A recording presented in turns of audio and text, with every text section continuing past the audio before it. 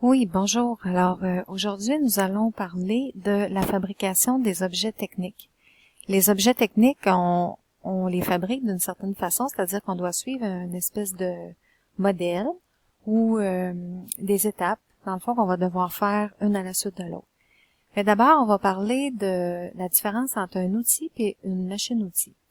Donc, un outil, c'est un instrument qui va être utile à la fabrication d'un objet, mais que, dans le fond, c'est nous qui l'actionnons. On voit ici que c'est la personne qui va vraiment mettre sa force pour utiliser le marteau.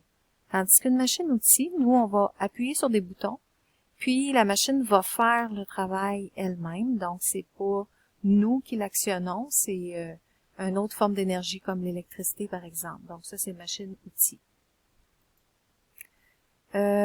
Donc, le processus de fabrication, ça se fait en 3 grandes étapes qui sont identifiées ici. Quand on fabrique quelque chose, c'est vrai que des fois, on va passer de une à l'autre. Donc, des fois, vous allez mesurer quelque chose, puis tout de suite aller la découper, plutôt que de vraiment regrouper, comme c'est indiqué là, vos étapes. Et ça, c'est quelque chose que vous avez déjà vu quand on a parlé en secondaire 2, entre autres, de la gamme de fabrication, où on regroupait vraiment chacune des étapes qui se ressemblaient, on les mettait toutes ensemble, même si dans la vie, c'est pas vraiment ce qu'on fait. Donc, les premières étapes, on parle de mesurage et de traçage.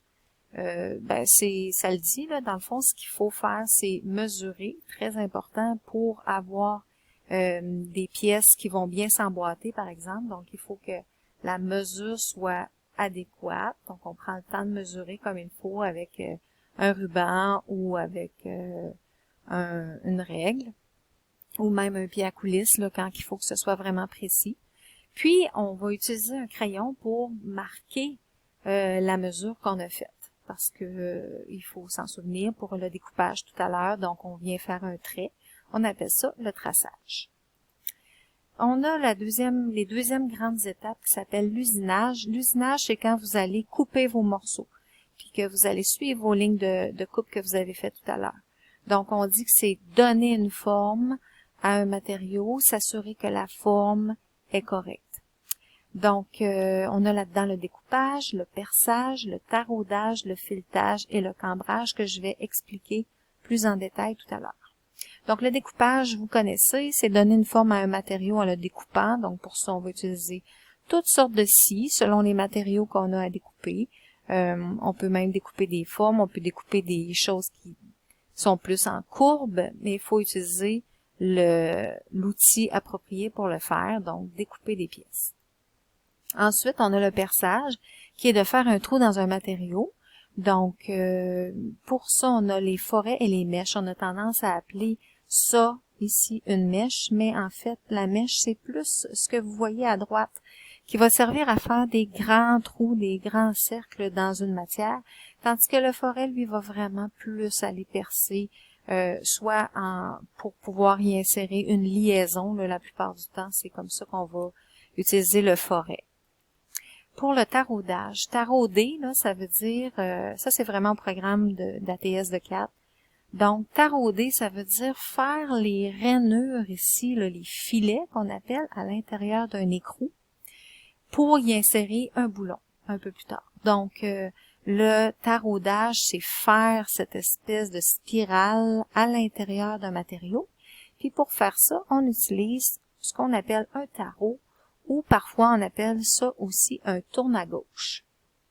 Donc, ça nous permet de faire ce genre de filet-là.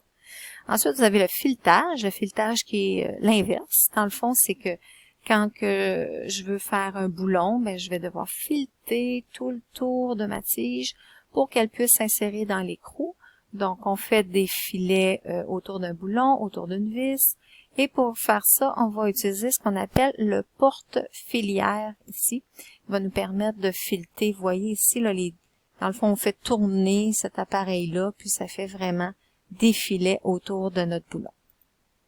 Le cambrage, on pourrait appeler ça du pliage. Cambrer, c'est vraiment donner une forme à un matériau en le pliant.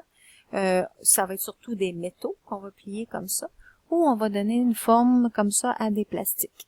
Les thermoplastiques, vous vous souvenez, les thermoplastiques, c'est des plastiques qui vont être malléables, c'est-à-dire qu'on peut les refondre et refaire des nouvelles formes, comparativement aux thermodurcissables qui, eux autres, c'est une forme permanente, puis c'est même pas recyclable. Après ça, il faut faire le contrôle des pièces. Le contrôle des pièces, c'est qu'on s'assure que les pièces sont correctes, qu'ils ont la bonne taille, qu'ils vont vraiment bien s'emboîter dans les autres pièces. Donc, on doit vérifier avant de tout commencer notre montage si nos dimensions sont correctes, si nos trous sont à la bonne place, la forme et les angles de pliage sont-ils appropriés et est-ce que mes surfaces sont planes et si c'est pas le cas, je pourrais à ce moment-là sabler ou limer. Là. Sabler, le vrai mot c'est ponçage et limer, donc limage, le ponçage plus pour le bois, le limage on va l'utiliser davantage pour les métaux. Donc, il faut corriger les erreurs avant de commencer le montage. Le montage, c'est l'assemblage, donc c'est réunir toutes les pièces d'un objet. Donc, pour ce faire, il peut y avoir des liaisons. Vous vous souvenez, les liaisons, on avait déjà vu. Et puis, on va les revoir un peu plus tard. Ça se peut aussi qu'il n'y ait pas de liaison. Des fois, les pièces vont s'emboîter sans nécessairement avoir un objet qui les relie ensemble. Donc, on peut utiliser des clous, des vis, de la colle, des rivets, des joints, des boulons, puis on peut aussi faire de la soudure. Donc, tout ça, ça va nous servir à réunir nos pièces. Pour la finition, on va améliorer l'apparence de notre objet en mettant un fini dessus. Donc, ça peut être du vernis, de la peinture, un après quelconque là, pour réussir à protéger notre bois ou notre autre matériau. Donc, tout ça, ça vise à protéger ou rendre plus joli. J'ai vu ici que j'ai oublié de vous expliquer le fraisage parce qu'il n'était pas indiqué ici.